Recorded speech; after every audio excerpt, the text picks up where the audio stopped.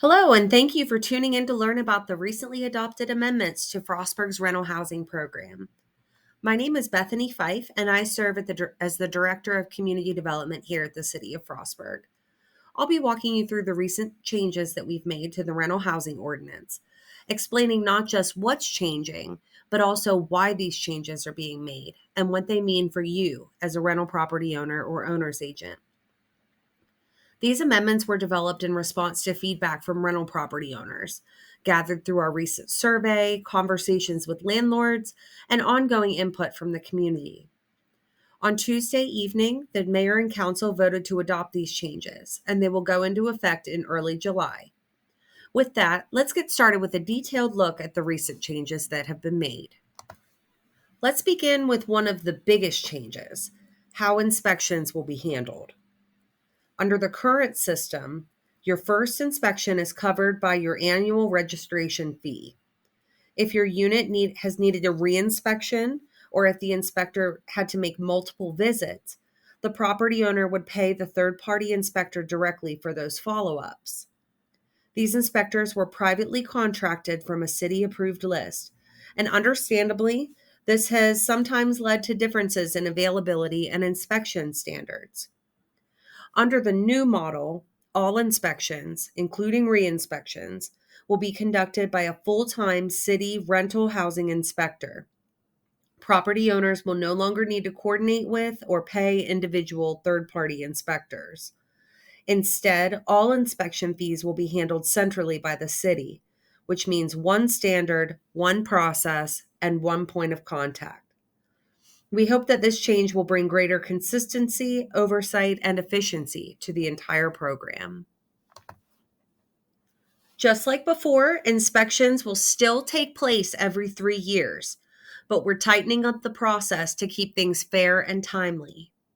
When it's your turn, you will get a formal notice, and you must schedule your inspection within 30 days of receiving that notice. Then, the inspection must happen within 90 days. With limited extensions available if needed. If any violations are found during an inspection, most must be corrected within 30 days, and just 3 business days for urgent violations. Just like before, if a unit isn't brought into compliance within the required time frame, the city can post it as ineligible for occupancy until the corrections are verified. We're also updating what's required during registration to improve accuracy and planning. First, we're modernizing the process. You'll be able to register and pay online using a secure portal, though paper forms will still be available by request.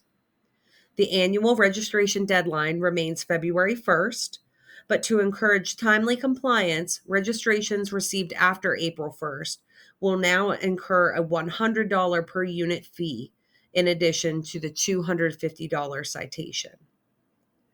The registration form itself will also be updated. You will now need to indicate whether the unit is occupied or vacant, whether it's a short-term vacation rental or a regular rental unit. You'll still need to submit lead certificates matched to tenant turnover, and you'll sign under oath to verify that all the information you've provided is accurate. These additions help us better monitor housing trends, respond to enforcement needs, and ensure the health and safety of tenants citywide. The new ordinance clearly defines who's responsible for what. We've formalized 2 positions: the rental housing officer, you may know Mary Gracie, our rental housing program coordinator, who handles administration and enforcement, and the rental housing inspector, who will conduct the inspections. All inspectors, whether in-house or third-party, must still be certified through the International Code Council. We've also tightened up our conflict of interest provisions.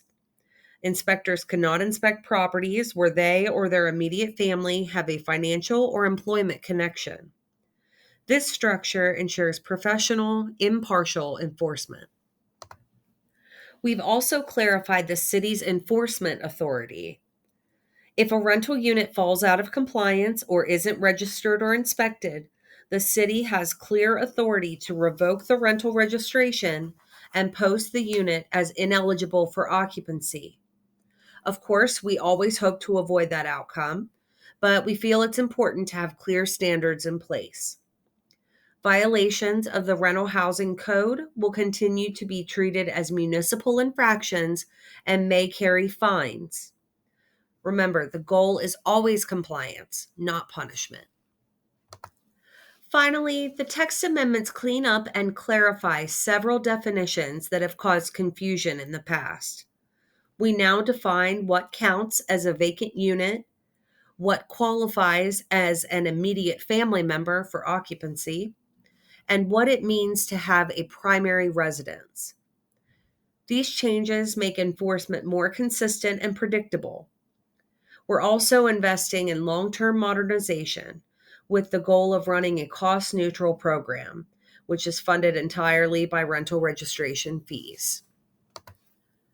We know that change is hard, but we are here to help you through every step of the process. Mary Gracie and I are always available to answer any questions or provide any support that you may need. Please feel free to reach out to us. Thanks so much for your time.